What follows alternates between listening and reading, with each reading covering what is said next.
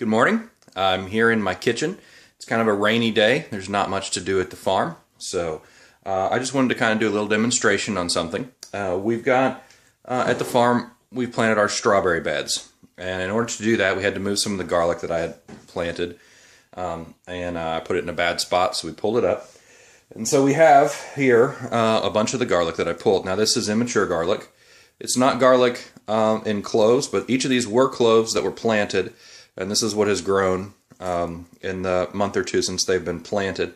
What we're going to do is, it's tough. You don't just sit around and eat garlic a lot unless you're warding off vampires or you're not really wanting a close relationship with your significant other. So we want to preserve it and be able to use them for cooking at a later date.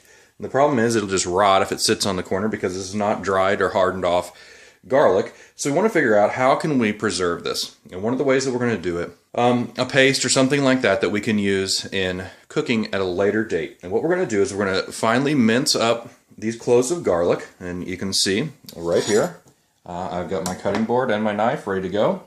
And here on the counter, we're going to take and chop up this garlic into finely minced up pieces of garlic. And then we'll go from there. Now see, this garlic has the roots, so we're going to cut off the roots here. We're going to cut off the top. A little more at the top there. Now what we want to do is this outer edge, I don't know if you can tell, the outer edge has already started to dry a little bit. Now regularly with the garlic it would have several cloves, and we would let the outer edge dry almost into a papery shell, and that would protect it. But because we're wanting to use this, our cooking paste, then we're going to go ahead and cut off this outer edge that's already began to dry. Just take a little cut like this, peel that off, like so, and like this. Alright, so now what we're going to do, we're going to cut it into thin slices. And I'm also going to come around here and cut it like this, and cut it again like this.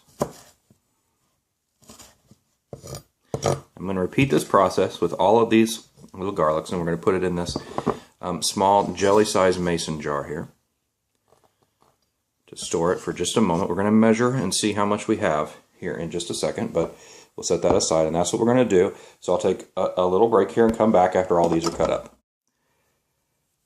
I went ahead and measured and found that these small cloves ended up with just about 1/8 of a cup of minced garlic. Now in the summer, once our garlic is actually mature at the end of May or early June, something like that, they'll have a lot more garlic. You know, probably 1 clove will equal this. So we'll make a lot larger jar of this stuff then. But the ratio is 1 part garlic, 2 parts olive oil. And since I have about 1/8 of a cup, I'm going to put in about 1/4 of a cup of olive oil.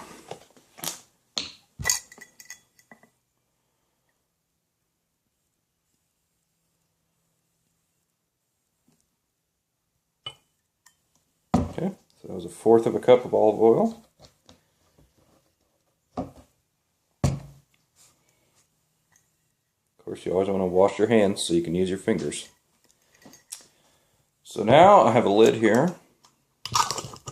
We can use this for cooking. I'm going to shake it up, get it real stirred up in there.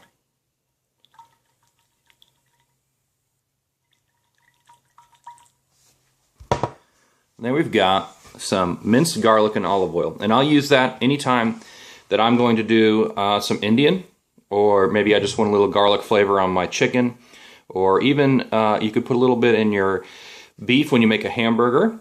You can use it for just about anything. You're going to get that fresh garlic flavor. This is going to go in the freezer to keep it from going bad.